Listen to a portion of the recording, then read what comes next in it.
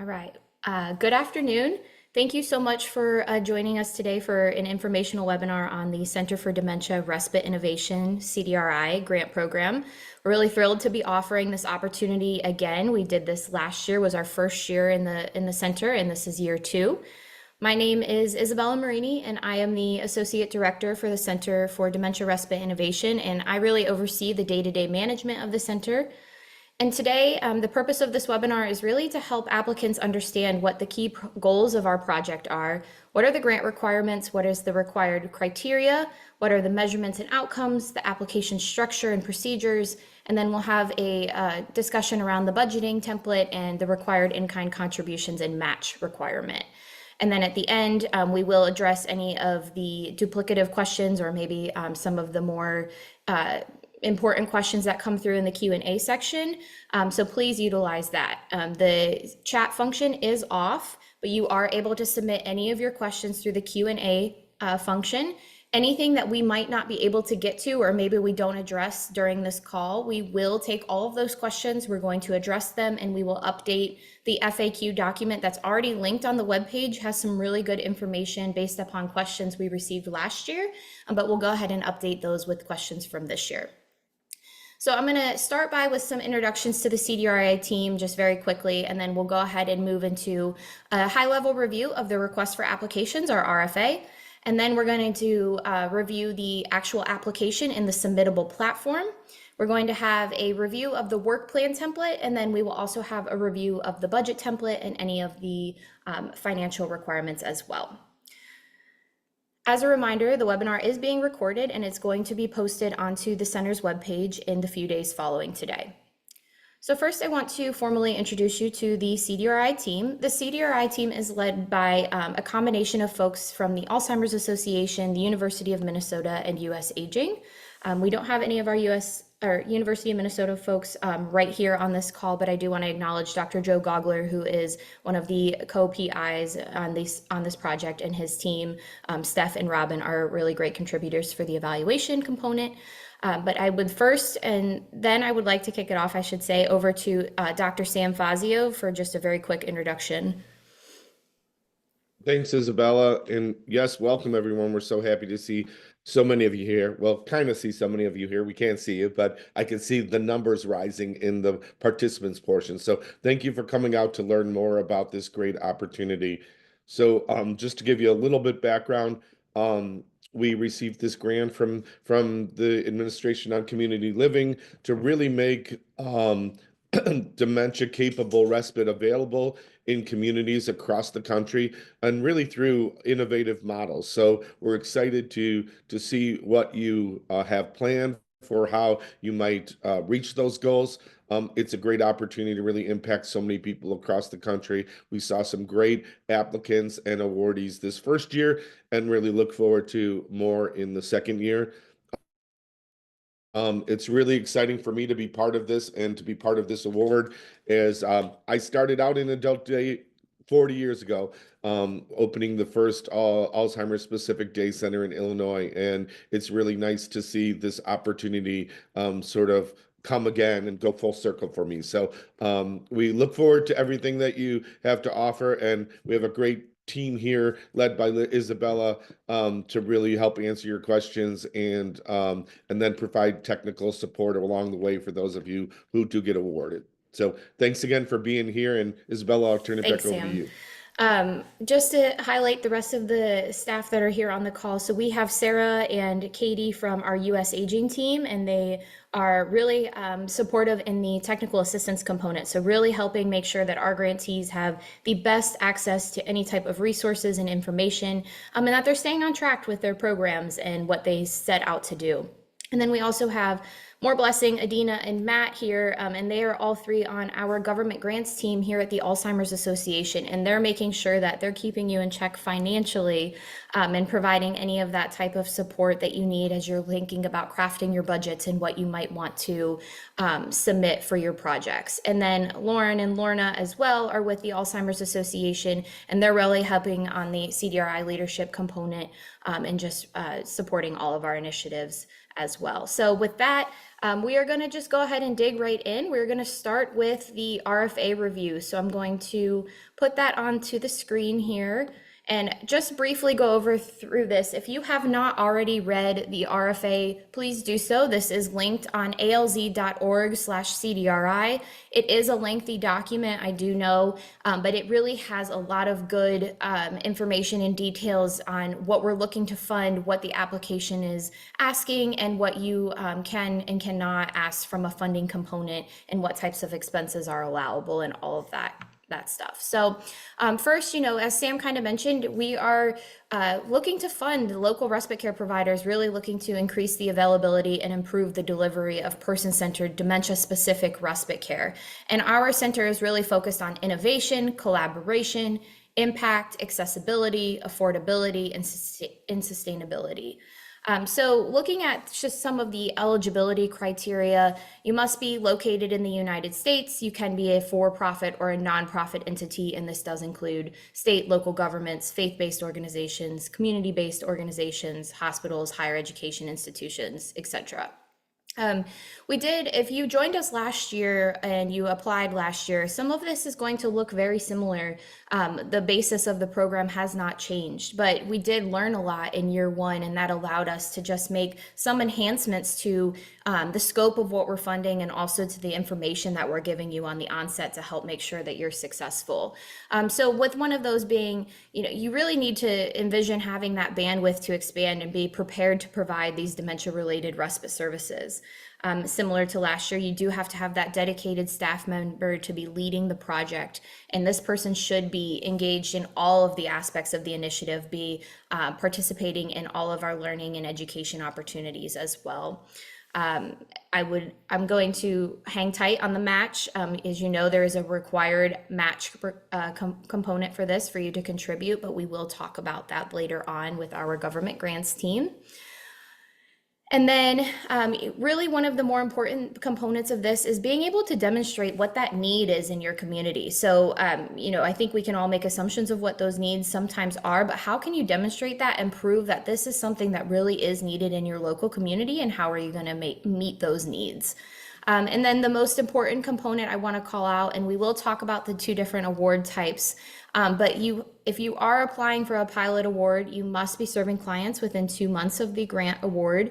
If you are applying for a startup award, that's a 2-year award, so you will be given 6 months to begin serving clients. So we will dive into those award types a little bit later on, but wanted to call that out here in this eligibility criteria. And then the last piece I want to call out is that we understand there are a lot of programs that take a dyad approach, and that's totally fine and acceptable, but we do ask that you cannot require a caregiver to be in your respite programming as a condition from benefiting from funded respite services. So they must have the option to be able to leave their loved one if they would like to be able to take the time to rest, reset, rejuvenate, or use what they need to for that respite service. So just quickly looking at the timeline, the RFA was released on February 24th. Today we're having this webinar. There is a required letter of intent that is due on March 24th. Last year, the letter of intent for this application program was optional, so I do want to provide emphasis that this is required this year. So you must submit a letter of intent by March 24th if you do intend on completing your application. And the purpose of the letter of intent is, one, to just confirm eligibility. You're going to provide a little bit of a scope, a very high-level summary scope of what you're looking to propose for your projects. And we're going to review those and just make sure, by reading this, does it fall within the scope of what we're looking to fund? And so you will hear from us one way or another, whether we're concerned it doesn't fall within that scope, or, here's the green light, you definitely apply. And then the second reasoning for the required letter of intent is really just to help us prepare for the number of reviewers that we will need for all of the applications. The actual application will be due on April 25th at midnight Eastern. We will notify you of award by May 30th. also will start the participation period July 1st, and it will go through June 30th, 2026. And you will have the opportunity to potentially apply for a continuation award at the end of that participation period, which would then give you an additional year of funding through that continuation award, but you would have to be improving your program from what you originally submitted as well. So when and if we get to that point, we will certainly talk about that. Available awards. The total funding available at this point is $4 million. The number of applications that we will award is going to be dependent on the number of applications we receive and where they fall into the different buckets of the types of awards. So we are striving to double the amount of awards that we gave out last year, but we're not tying ourselves to any single number, just to be based upon what we see submitted. So I'm not going to go through all of the background information. It is here for you to be able to review and just to get a little bit of sense of why this opportunity came about, what is the importance of respite care, what are the benefits, and why we are looking to fund these types of programs. We talked about our partners. In here, the definitions I will also not read, but I do strongly encourage you to take a look at these definitions as you're looking to craft your applications. Specifically, innovation. That is something that is really important and weighed very heavily in our application. So make sure you really understand, what does innovation mean to you? And I want to stress that this does not have to mean it's a really new high-tech solution that you're putting into your program. Innovation looks very different for every community, and maybe there's nothing technical or super crazy that you're introducing into your new programming, but maybe you're in a very rural setting and a rural community and they don't have access to any type of respite. So simply bringing a program to that community could be considered innovative. So just want to be sure that you understand that that is a wide net and can look very different based upon where you're located and what your program's trying to do. So then we move into, what are we really asking for? So again, we are looking to fund existing or new providers of respite care to really develop innovative, dementia-capable, strengths-based, and person-centered programs or services that benefit people living with dementia and their caregivers. So we have like I mentioned, two different types of awards. We did talk through the eligibility criteria as well. So the criteria is a little bit more in depth here in section 1.5. So I did just share some of those highlights at the beginning, but please make sure that you do review all of these and are familiar with these eligibility criteria before you apply. One piece I do want to call out here is that multiple locations or sites of a national organization can apply for an award as long as each site has its own EIN number, but no more than 3 entities of the same franchise or license are eligible to receive awards. So say you're a national respite in-home provider, you have sites all across the country, maybe 5 different sites wanted to apply, we would only award up to 3 of those just to make sure that we're diversifying our portfolio and funding. Again, talked a little bit about the lead staff member. This is a really critical component of this project, to have somebody who really is dedicated 100% to CDRI and can be participating in all of our different education components that I will talk through in a little bit as well. So just to dive into the 2 different types of awards. So we have our startup awards, which I mentioned are a 2-year award. This will be $100,000 over 2 years, and these allow an organization or a provider that is not already providing dementia-specific respite services to launch a new program. So if you're not already providing respite, you're not serving individuals with dementia, you would fit into the startup category. The alternative award that we have is our pilot awards. So you would receive up to $100,000 over 1 year. Pilot awards allow an existing community-based organization and respite provider to enhance their program by adding innovative components. So maybe you're already serving individuals with dementia, or you already have a respite program, but you're looking to take it up a notch. What are you adding to make it innovative, to reach more people, to reach new communities? I will not go into the invoicing and all of that, just because I know Adina will highlight some of that. But the one thing I do want to call out here is, for our pilot awards only, Grantees are eligible to receive 20% of their funding in advance to support startup expenses. So otherwise, you're on a monthly cost reimbursement invoicing process for the remainder of that grant period. But for that first 3 months at the start of July 1, you are eligible to receive that 20% of funding to help get you up and running, but you will have to report on what you utilize this funding for. So just please keep that in mind. All right, skipping through all of the expense things, we will go back to that. I do want to call out just some of the components of if you are awarded and you become a grantee of CDRI, there are a few different buckets of support that we'll be able to offer. And first being through marketing and outreach. So we will, in partnership with our marketing team here at the Alzheimer's Association, help to create internal and external resources for an integrated marketing campaign that you can deploy locally in your communities.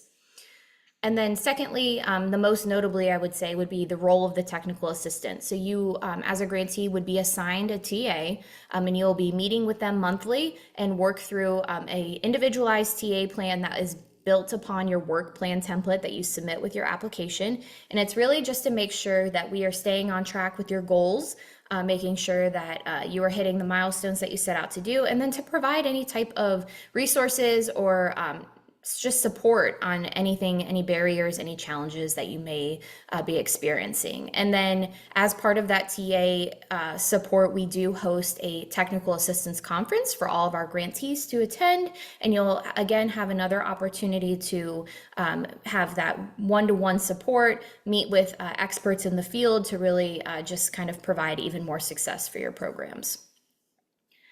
And then we will also have just a supplemental monthly education and support opportunities. The first being 2 training modules. So there are 2 30-minute training modules that will be provided for you and for your staff to take part in. The requirement is for the lead staff member to participate in these 2 training modules on their own time. But we do encourage you to share this with all of your staff that would be part of CDRI.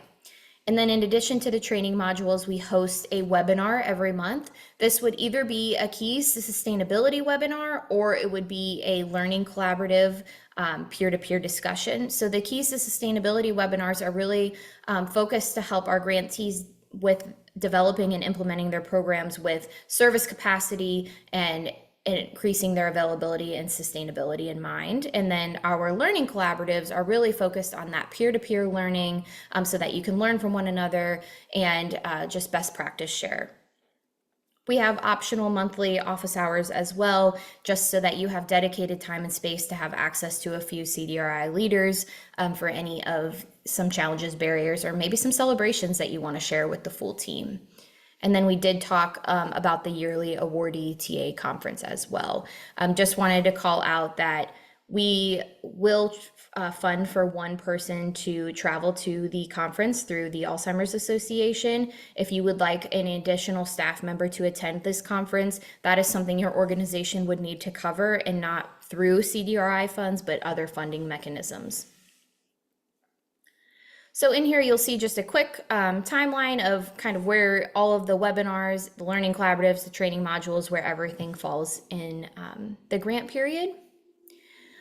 The reporting requirements, so there is, we do have an external evaluation that is being conducted through the University of Utah, and so there are a few different reporting requirements through here. If you have any questions specific to these ahead of award, please don't hesitate to share those in the Q&A or to share those through cdri@alz.org is the inbox that you can send any of your questions to. But upon award, we will be hosting an evaluation onboarding, so you will have dedicated one-to-one time with the University of Utah team to ensure that you understand what is being asked from an organization, client, and staff survey component, and that you feel prepared to be able to complete these requirements. And I believe that's mostly what I wanted to highlight in the RFA. The last thing I will share is that all of the required components, platforms, everything is linked in this document. So the letter of intent, how you get there using this form, that will take you directly to the survey form that you're able to submit your letter of intent through. The platform, the application platform submittable is also linked here in section 4.2.3. And this will give you more details of what is needed for the application. Again, the budget and the work plan template are both linked into this document as well. These are shared Google spreadsheets. So you will click on it. You will not have access to edit it. You do need to download a copy of both of these documents. They will download to Excel, and then you'll be able to open them. You'll be able to edit them to put in your own information, and then you'll be able to attach them and submit with your application through submittable. But if anybody is having any struggles with any of these technical components or accessing these documents, again, please don't hesitate to reach out to cdri@alz.org. I am monitoring that inbox every day, and I'm happy to provide any type of technical assistance with any questions around the application and any technical snags that you might be experiencing. The one thing I cannot do is provide any feedback directly on your application ideas. We do need to remain neutral in all of that. All right, so I'm going to go ahead and stop sharing this, and then I will move into our application platform and review that very quickly. So just give me 1 second to get that onto the screen here.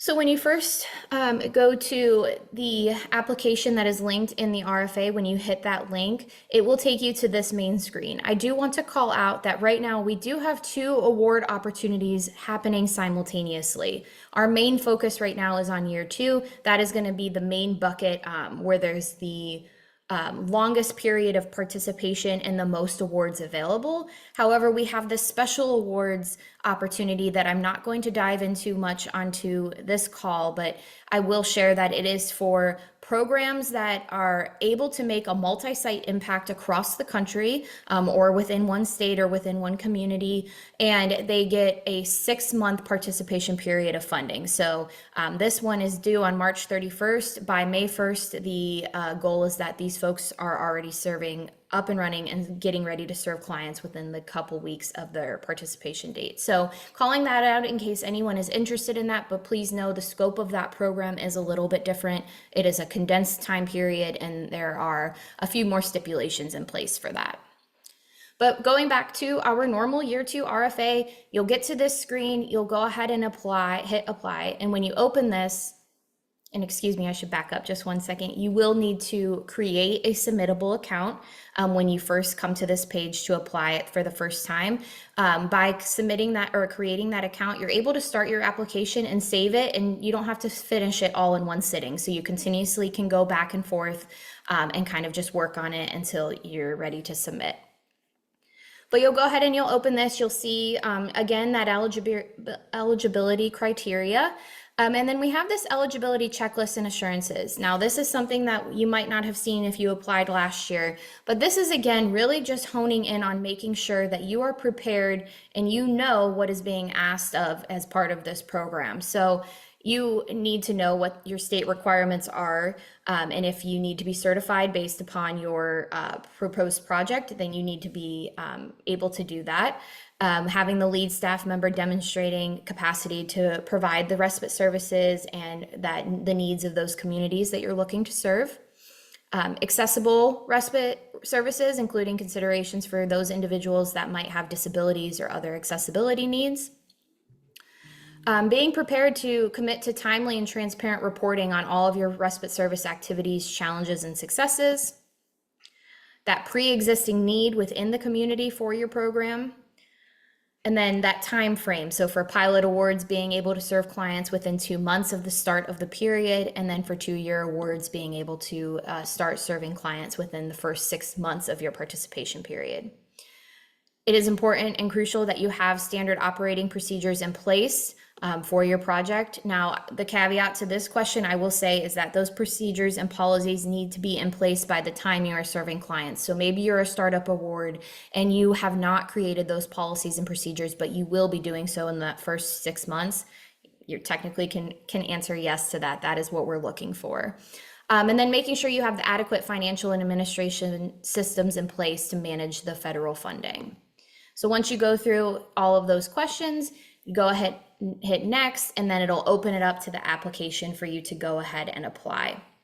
So everything in this application is spelled out into the RFA. So when you open this platform, none of the questions that are asked should surprise you. We are asking for basic demographic information in the beginning. So your organization name, if your new respite program is going to go under a different name, or you're going to title it a different name than maybe what that parent organization is or where the funding goes through, please, share both of those names for us to have. Your address, contact information. Then we'll kind of start to ask some general questions of, are you currently offering respite services? And if so, how long? What type of entity are you? What's the type of setting your services will be provided in? And then we get into more of the meat of the application. So that first section is going to be your statement of purpose. And I will say, you should see on here, you'll see in the bottom right-hand corner, the word limit. So that's the maximum words that you can put in. And then you'll also see the minimum here below in the bottom left-hand corner. So that should give you some guidance on where you should be falling into. My suggestion would be, as you're crafting your responses for the application, draft them all in a Word document first so that you're able to easily edit them. You'll be able to do the word count function in there. But then when you're actually ready to submit, copy and paste those directly here into the platform, and then you can go ahead and submit the application. So for the statement of purpose, we're really just looking at what your goal for participation in the program is, your focus area, again, that unmet need of the community. The proposed project scope, this is really where you should be getting into the nitty-gritty details of what is your program, how are you going to develop it, and how are you going to improve the delivery of those person-centered respite care. And then this will be where you discuss your project goals and milestones as well. Innovation, this is where you're just going to point blank share what is innovative about your new program and why is it innovative. Sustainability efforts, this is just getting you to think about how will you sustain your program after the CDRI funding runs out? What will you put in place to ensure that your program can continue going on after that 1-year grant period? Your organizational capacity, so this is just looking at your client reach, any partnerships that you might have, and then just general fiscal or administrative capacity to hit the requirements of this program. And then the last big bucket would be that lead staff member. So identifying them and just providing that rationale of their experience and how they can provide that leadership and support. Then we do ask, what is your estimated start date to begin serving clients? Please know that this is fluid. This can change based upon how the rollout goes, but we are looking to get just a guesstimate of what that would be. And then what are the days and the hours of your proposed program? And then just share any person-centered or dementia-specific training or education that you plan to use for your volunteers or staff, or if you already have used some, please include those as well. And then the last component of the application is focused on things that you will be attaching to your application. So letters of support, we ask for no more than 5 letters of support, but a minimum of 2. We have a work plan template, and I see it's actually not linked here. I will make sure that it's linked here into this description, but it is linked in the RFA, and Katie will be running us through that template next. We ask for a resume of the lead staff member. That budget and justification, again, the budget is linked in the RFA. That is the template that you would upload here, and Adina will be running through that with us shortly.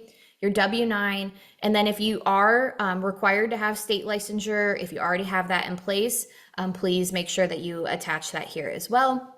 Hit agree, and then you'll go ahead and submit. So the hope is that this platform is very user-friendly. When we were discussing what platforms we wanted to use last year when we started this program, it was very apparent that this one seems to be just intuitive, point blank, does what we need it to do. So if you run into any issues or you're having any technical struggles, please, again, don't hesitate to reach out to that shared inbox. And we'll be able to help triage from there. So now I am going to pass it over to Katie, who's going to walk us through the work plan template. Thank you, Isabella. Good afternoon, everyone. As Isabella mentioned, my name is Katie Ballard. I am the technical assistant or program manager with CDRI. So today I'm going to walk you through the work plan template. Again, this is linked in the application. What I'm going to share is pre-filled, and that will also be accessible to you. This is just an example. There will be variances in how each organization completes it. So just use this as best practices. It does not have to be identical as what I shared today. Let me get my screen up. Okay, so I've got my imaginary organization name up here. It only felt right to represent an area agency on aging. So for my very lofty goals in this application, I have Sky's the Limit Area Agency on Aging as my organization name. As Isabella mentioned earlier, this is an example of how your organization name and respite program name might be different. So I have Harmony Haven Respite Program as my name, a program name. I'm the lead staff member. You identify that there. Please don't put more than 2 in the lead staff. If you have 2, that's all right. But we do want to keep a limit on how many people are outlined here. Again, a lot of this has already been outlined. So just give us short descriptions for each of these. For the dementia specific or person-centered staff training methods, you will have already outlined that in your application in greater detail. But for my example, I've got the Certified Dementia Practitioner course for paid staff, and then Essentials, which is a resource from the Alzheimer's Association for volunteers. There is a drop down here where you're able to select either startup or pilot. For this example, I've got a startup, and then respite program setting. I've got group respite, but the other options would be adult day center or in-home. Just pick whichever one applies the best to your program. This will be blank, obviously, when you get it, but I did keep the directions down here. So you're going to provide a brief summary of your program. Again, we do have the bulk of information that we need that's already in the application that you've submitted. So keep it relatively brief here, but I did try to touch on all the things that it asks for. So we've got a summary of the program outlining the innovative components, such as increasing service days from 2 to 5, expanding the radius, or purchasing technology. So for my example, my AAA is going to use CDRI funding to create the Harmony Haven Respite Program. It's going to be operated by volunteers and 2 AAA staff members. We're going to hold it at a local senior center who is letting us use the gymnasium at no cost.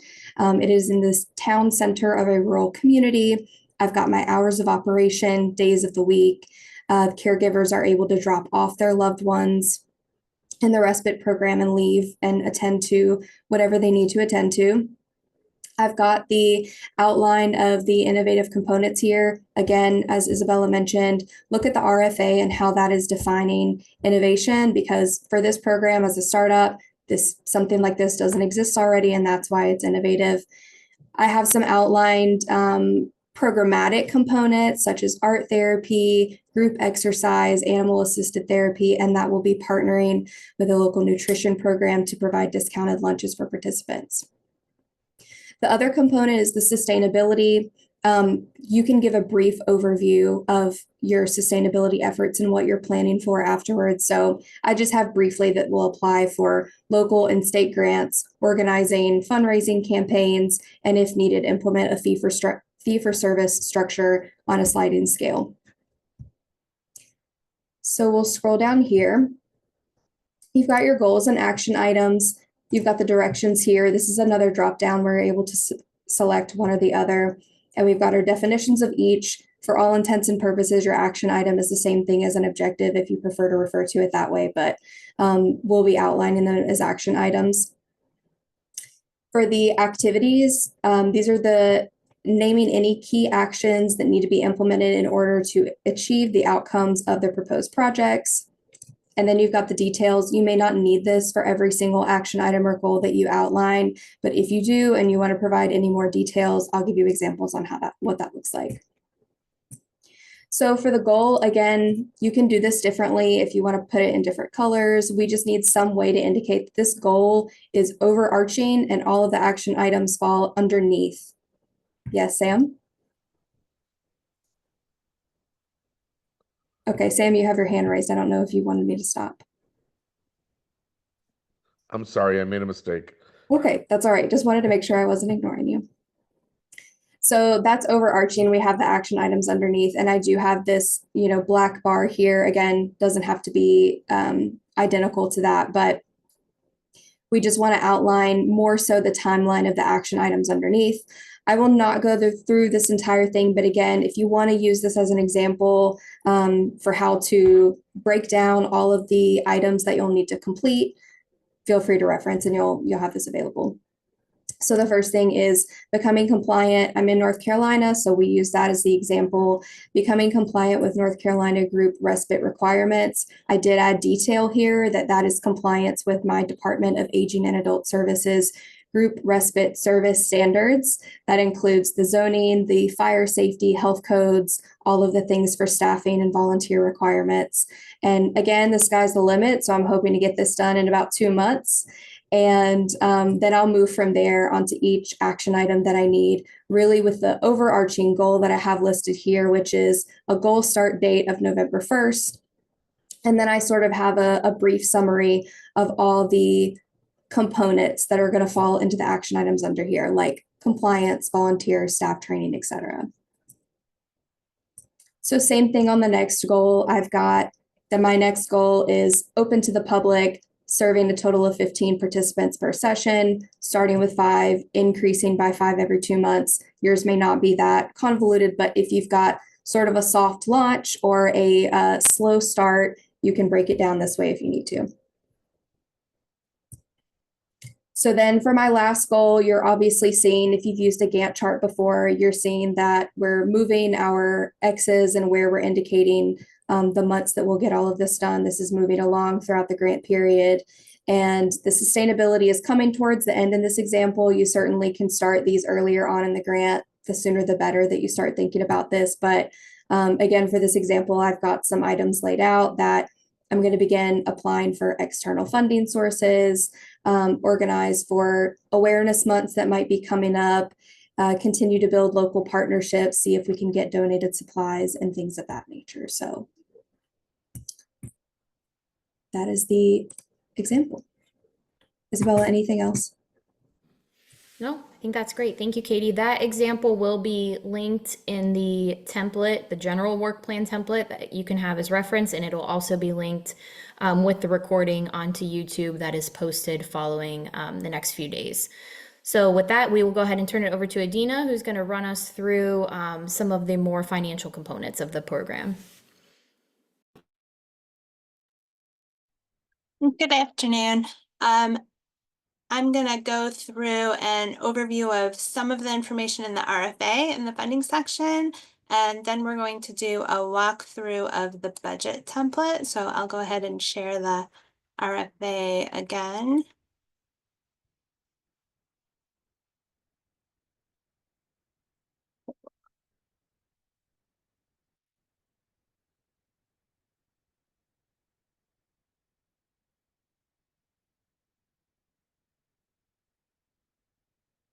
Okay, we're going to go through the RFA and then we'll go through the budget template.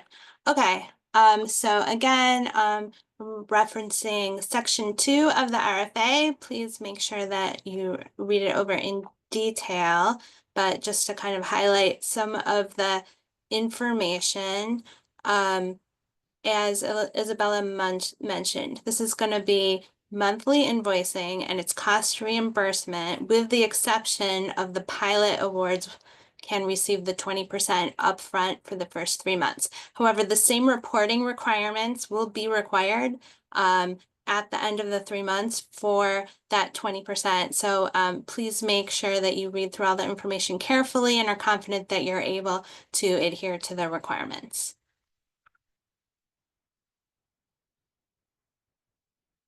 Okay, I'm going to skip over to fringe rate. The maximum fringe rate for this is 30%. Again, this is cost reimbursement, so make sure that you're aware of and using your actual fringe rate for your organization. But again, if it's higher than 30%, then it will need to be capped at 30%. Also, indirect costs for this program are 15%. And indirect costs should cover things that are overhead, administrative costs, so like rent, utilities, sort of admin personnel, those should all be costs that are just factored into that 15%. We will be doing onboarding meetings for all of the awards to kind of go over how the monthly invoices work, and we will be providing technical assistance if maybe you haven't had a federal award before and you need some help with that. But just to sort of generally know what is required, you will need to have supporting documentation for the salary and fringe benefits. You will need to have time and effort reports, and we will, if you're not familiar with these, we'll provide examples, but a time and effort report is a report that is tracking the amount of time that your staff is spending on the grant and overall, and this is something that's a document that you're able to submit to us and is signed. And if you are going to use personnel for match, then it's the same requirement. You will still need time and effort reporting for that. And then again, we need documentation such as receipts or something out of your financial system for other expenses. 2.3 goes into detail on what are generally allowable expenses. One thing I want to highlight for personnel is that personnel refers to staff who directly work for your organization. If you are using contractors or consultants, then they're going to need to be listed separately in your budget. Contractors do not receive fringe benefits, so it's important that you're keeping them separate because otherwise you're going to end up applying your fringe benefit costs to the contractors, which will throw off your budget.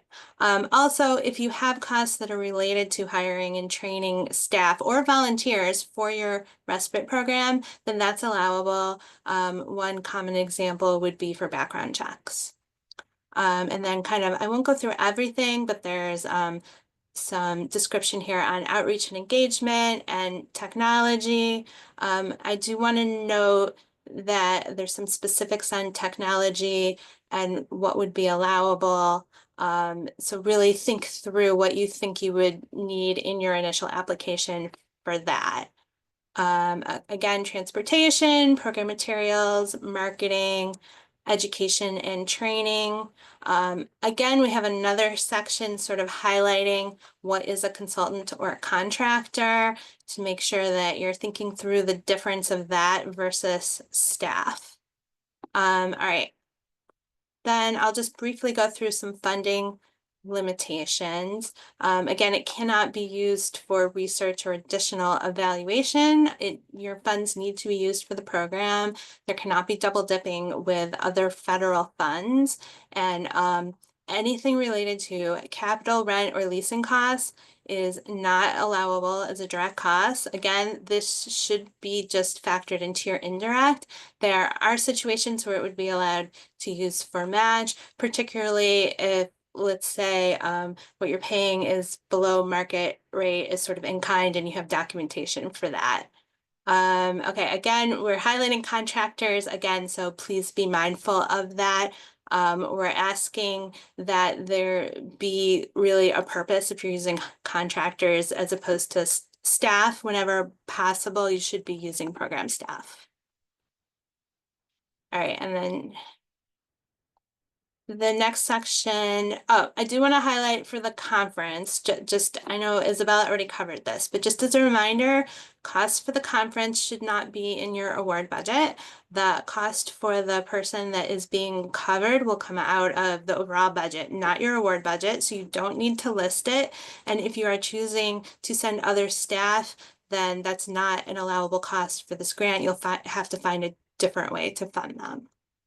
The next thing I'm going to cover is match. There is a mandatory match of 25% for this award, and there's some descriptions here of different things that you can use for match. It can be a cash match, meaning that it's expenses that your organization is paying for. Like the example here is that it could be a percentage of someone's time, and it can also be in kind. the most typical in kind is volunteers. And we do have the rate that you're allowed to use listed here. If you are using volunteers, then you will need some sort of documentation, like a volunteer roster or something that you are collecting that how many hours they worked. And again, if you have in-kind contributions, like for example, someone is donating food, then you will need some sort of letter from them verifying what is the value of the donation so that you can use that for your match. And the volunteer rate is listed right here. It is $33.49. How to calculate match. So this is generally we found to be an area of confusion. So I really want to highlight this. This is 25% of the total project cost and not of the direct cost, which is what you might be used to on other non-federal awards. So for example, if you have a $100,000 project, you might be thinking of the match as $25,000, but it's actually not. It's $33,333, and the total project cost is $133,333. And the formula for how you do that is listed here, but we also already have that embedded in the budget template for you so that you don't have to do the calculation. But I just wanted to highlight that it's of the total cost, so you can't just multiply it by 25% or it doesn't quite work out. Here, there's some resources here sort of on explaining what match means and things that you can potentially use for match. We also have some examples. I will say one of the most typical ways match is met is volunteer hours or salaries of staff who you're not using as a direct cost for the program.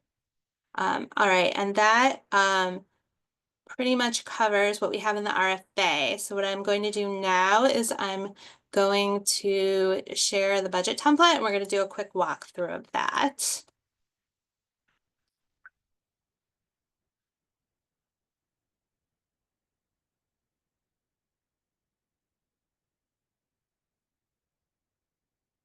Okay, so once again, you'll go through the link to get to this budget template, and then you're going to need to download it. And then you can use it. Once you've downloaded to Excel, you can use it to do all of your calculations before moving the information into the application. So there's 3 tabs for this template. The first one is list instructions for how to fill it out and kind of explain some of the formulas.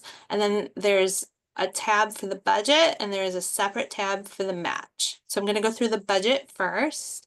So at the top, again, you're going to put your organization name, total project years, because this will be different depending if it's a startup or a pilot award, and the start date. And so this is the start date of the award. So really that, not when you think you'll start serving clients. So this should be the same for everyone. For the fringe rate, once again, make sure you know what your organizational fringe rate is, but it cannot exceed 30%. And you're going to enter that in this cell, and then it's going to go ahead and calculate it for your staff, so you don't have to do it yourself. The only caveat would be if for some reason you know you're entering staff where the rate is going to be very different, then you may want to manually change that on the budget line. And then the indirect cost is 15%, so just leave that cell alone and it will calculate automatically for you. So then the first section here in blue is going to be where you're going to put your staff, and I will kind of do an example so you can see how it's going to populate for you. So you're going to put the name and the title here, and here you're going to detail what are they doing for this grant, sort of the justification for why you are including them, and then you're going to put their total salary for the year here. And then here you're going to put the percent of time they are spending on this grant. So if they are spending half their time, they're 0.5 FTE, then you would put 0.5 there. And then you'll see it populated the salary for you, and it did not populate the fringe because I did not put a fringe rate in. All right, we're going to say the fringe rate is 20%. All right, so now you can see it populated the salary for you. It populated the fringe. Here's the total. And then you would do this for each person. You can add more lines if you need to. You can hide lines if you have less people. I think we probably have a sufficient number of lines here. And then you'll see that it's going to subtotal the section for you. And then for every other section, make sure in this column H that you are filling out this budget justification. In personnel, you can go ahead and put it here in B, but after that, every line you're going to need to, this is your line for your budget narrative of why do you need this cost in the budget. So the next section is travel. And again, we've sort of pre-filled some formulas for you. So for mileage, for example, you can just put your estimated number of miles and it will calculate it for you. Same here, add whatever categories you need, and then it will total it at the bottom for you. I do want to specifically call out equipment. So equipment, as defined for this grant, is only going to apply to tangible personal property items that are over $5,000. If it's less than that, it should not be in this section. And you'll find detail about this in the RFA as well. And the reason for this is because equipment purchases do not calculate into the indirect cost. So if you put an item here, then the 15% indirect will not be calculated on that. So it's incredibly important that you're defining equipment correctly here. And if it's something under $5,000, then you'll put it either in materials and supplies or miscellaneous, whichever makes sense. And again, you're going to put whatever the equipment is. You'll put the cost per unit here. So this cost per unit E should not be less than 5,000, or put it in a different category, put the number of units, and then we'll go ahead and calculate your total cost for you. And then we've got two other categories here. So use them as seem appropriate and make sense. Materials and supplies. Again, you can put the cost per unit. So if you have 250 of something, then it will calculate what your total cost is for you. And here, so for here, we want to see some detail. So like you shouldn't have a line that's like $4,000 and says program supplies. We're going to know, well, what is that? Or you could put some sort of estimated detail, like we're going to buy 100 of something that costs this much, but use this H and feel free to like add as much detail as you need to in this column. All right, the last section we've got is miscellaneous. If you have contractors, then they should go here and you should be specific. So you'll put what they're a contractor for here. And then you can put more detail about why you're using the contractor here. And again, you could, all right. Again, it will subtotal for you. Once you filled out the full budget, the direct costs are going to total automatically for you here. And then you'll see that the indirect rate of 15% is here. And then again, we have another note that's telling you that equipment was excluded from the calculation here in this cell. And then this is your total cost. When you go to the next tab for match, then it will be using this total cost. So we're going to go to the match tab, and it's already calculated for you what your required 25% is. So right here, so if your budget, I'm going to make this a little simpler and make this 100,000. So if your total cost that you are asking for is 100,000, this is automatically going to tell you that your match needs to be 33,333. So here, again, go ahead and enter what your match is going to be and a brief narrative description. If you're using volunteers, make sure that you are calculating it based on 3349. And then once you start to fill anything out here, then you'll see that it is also going to calculate the 15% indirect for you here and give you your total. So the total in orange down here needs to match the orange up here. So this is what your required match is, and then this is adding whatever direct cost you're listing plus the indirect. One note, you could choose to not ask for, this is unusual, but you could choose to not ask for your indirect costs in your award and instead apply it to your match. What you would need to do in this case is look at your award and see what the indirect would be. You kind of have to do a little math here. But then you're gonna take it out. So you'll have to zero out this rate. And then you could go ahead and put it here. But again, this isn't typical. I'm just kind of calling it out that if you were to do that, you would do it this way. And the reason it goes on this line is because you don't want it to factor into the calculation for the indirect costs, or you would be double counting it. All right. And then again, just make sure at the end that these two orange boxes have the same amount. And if you have any questions, I know match in particular can be a little bit confusing, or figuring out like your fringe rate, then feel free to send questions to Isabella. And again, if it's a technical question about the budget template, then we are able to answer that for you. And with that, I'll stop sharing, and I think we're done. Awesome. Thank you so much, Adina. So we have received quite a few questions through the chat or through the Q&A function, and we are aggressively trying to answer all of them. I think we've gotten to almost all of them. For those that we have not, we will make sure that we address those, and they are included into the FAQ document that will be updated and relinked onto alz.org/CDRI. One that I did just want to clarify, I did misspeak on the lead staff member section when I was walking through the RFA. That person is not necessarily exactly 100% dedicated to this project. My thought process there was that that person just based upon our learnings this year, that person should be in the weeds, in the details of this program, prepared to speak about this program, know what's going on every day with this program.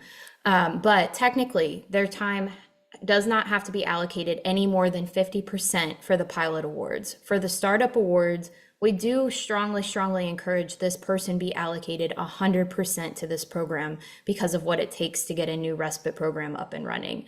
So apologies for the confusion on that. Again, for your pilot awards, your staff member does not have to be allocated 100%, can be allocated at least 50%. For your startup awards, highly encourage you to consider 100% for that lead staff member. So with that, again, we will go through with the rest of the questions, make sure those are updated. If you have any other additional questions that were not answered or that you did not submit, please don't hesitate to reach out to cdri@alz.org. That is an inbox that I am managing, and we can address those questions accordingly.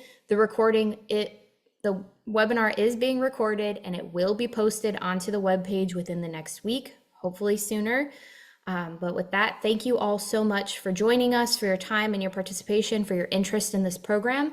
We look forward to seeing all of the applications submitted. So have a good day.